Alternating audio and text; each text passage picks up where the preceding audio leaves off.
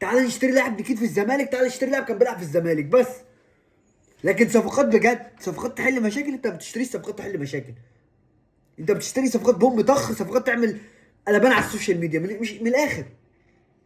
لعيبه شويه مليونيرات، كل واحد فيهم هدفه يجدد، يروح يلعب في الخليج، يروح يلعب في امريكا، زي وسام ابو علي، زي اي حد، زي امام عاشور، زي اي لاعب. كل لاعب قاعد فيهم باشا ملك. انا كل ماتش عامل التدريجه الطرش، انت اخر واحد في المنظومه، انا ممكن ابص لك.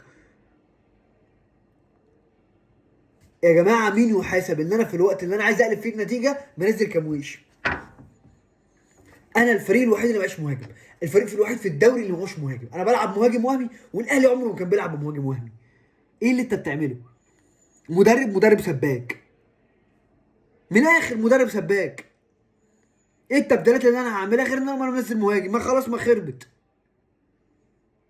ايه اللي انت بتعمله؟ ازاي توافق على لعيبه زي دي؟